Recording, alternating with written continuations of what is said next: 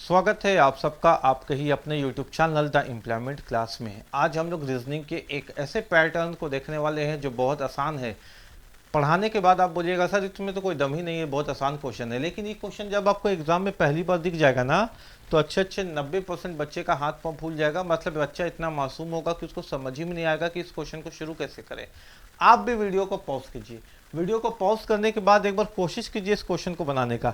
Alpha का मान L के अल्फा अनुपात एल के ओ सम अनुपात डी एफ पी अनुपात बीटा, ये चार ऑप्शन है। इनमें से आपको बताना है कि कौन सा सही ऑप्शन होगा। तो आपको लगेगा कि सर ये क्या क्वेश्चन दे दिया उठपटांग से, हमको तो समझ में नहीं आ रहा।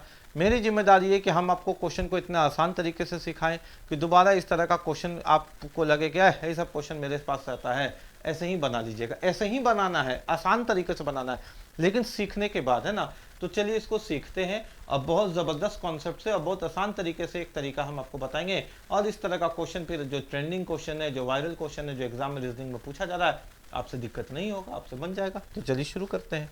देखो बेटा, अल्फा का मान दिया है एल के ओ और डीएफपी का मान दिया है बीटा। तो हमसे पूछा है कि अल्फा का मान और बीटा का मान क्या होगा, ये पूछा। अनुपात को कैसे लिखते हैं? अगर हम बोले तुमको कि ए रेशियो बी लिखो, तो तुम इसको ए बटा बी लिख सकते हो ना, यानी पहला वाला को ऊपर और बाद वाले को नीचे। इसमें तो कोई दिक्कत नहीं है। यानी हम इसको ऐसे लिख सकते हैं ना, अल्फा बाई एल के ओ सम अनुपात यानी बराबर डी एफ पी बटा बीटा।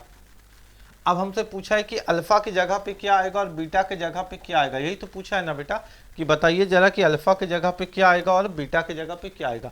हम उतना बुद्धि एग्जाम में लगाने का, टाइम बर्बाद करने का नहीं है। जब चार चार ऑप्शन दे रखा है तो ऑप्शन का यूज करेंगे।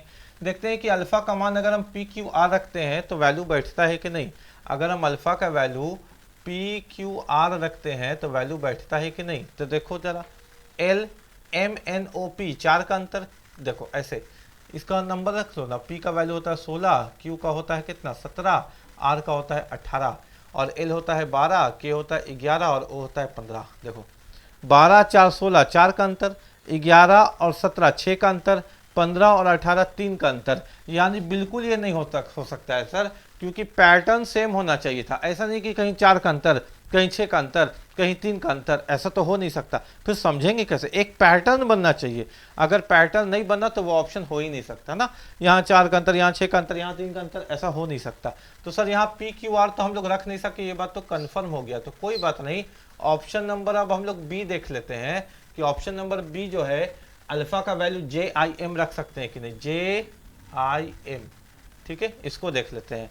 देखो बेटा, जे का वैल्यू होता है 10, आई का होता है 9 और एम का होता है 13। अब जरा देखो, 10 प्लस 2 प्लस 2, 9 प्लस 2 प्लस 2 और 13 प्लस 2, यानी एक पैटर्न बन गया sir, plus two plus two plus two का।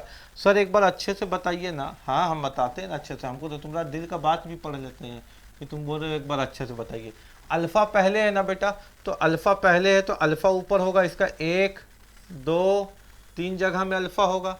उसके नीचे है अपने पास एल के ओ, एल है, के है, ओ है, और यहाँ अनुपात में पहले है क्या, डी एफ पी, डी है, एफ है, पी है, और नीचे बीटा है। बीटा के स्थान में भी कोई 3 लेटर होंगे, अंग्रेजी के 3 अक्षर होंगे। यही तो यूज़ करना है। बहुत बच्चे को समझ में आ गया होगा, बहुत बच्चे अभी संयम से बैठेंगे। एल होता है 12, के होता है 11 और ओ होता है 15। ये कोड आपको मालूम होना चाहिए। अच्छा देखिए, ऑप्शन नंबर डी जब हम रखे तो यहाँ जे आया, यहाँ ए आई आया, यहाँ एम आया। अच्छा, जे होता है 10, आई होता है 9, एम होता है 13। देखो तो कोड बना कि नहीं, 10 प्लस 2 12, प्लस का 2 बना। अच्छा ये हो गया कितना, आई है ना 9, 9 प्लस 2 कितना हो गया 11, और 13 प्लस 2 कितना हो गया, 13 प्लस 2 कितना हो गया 15। यानी सर 2 2 का अंतर है। नीचे जब आ रहा है तो 2 2 ऐड हो जा रहा है, जब नीचे आ रहा है तो 10 2 12, 9 2 11 और 13 2 15 हो रहा है। यानी ये 4 है, ये 6 है, ये 16 है, तो 4 प्लस 2 6 हो जाएगा, 6 प्लस 2 8 हो जाएगा, और 16 प्लस 2 18 हो जाएगा। 6 अपना एफ होता है, 8 अपना एच होता है, और 18 अपना आर होता है। यानी क्वेश्चन का आंसर मिला सर। ऊपर में देखे तो जे आई एम, ऊपर में देखे तो जे आई एम, और नीचे में देखे तो एफ एच आर, नीचे में देखे तो एफ एच आर। और इस तरह से हम लोग इस क्वेश्चन को बना लिए। अब हमको समझ में आ गया कि अगर इस तरह का उठपटांग दिखने वाला क्वेश्चन एग्जाम में आ गया तो हम लोग को कोई डरना नहीं है, बल्कि बहुत आसानी से ऑप्शन के मदद से बना लेना है। आपके लिए होमवर्क। ये जो होमवर्क बना करके हमको कमेंट करेगा, हम जान जाएंगे कि वो बच्चा अपने नौकरी के लिए तैयार हो गया है। अब उस बच्चे को कोई नहीं रोक सकता अपने सिलेक्शन लेने से। तो इस क्वेश्चन को आप बनाइए और ये आपका होमवर्क है। इसको बनाने के बाद इसको सॉल्व करके मेरे को भेजिए, ठीक है। मिलते हैं अगले क्लास में। पढ़ते रहिए, बढ़ते रहिए, अपने भारत का नाम रोशन करते रहिए, माँ बाप का नाम रोशन करते रहिए।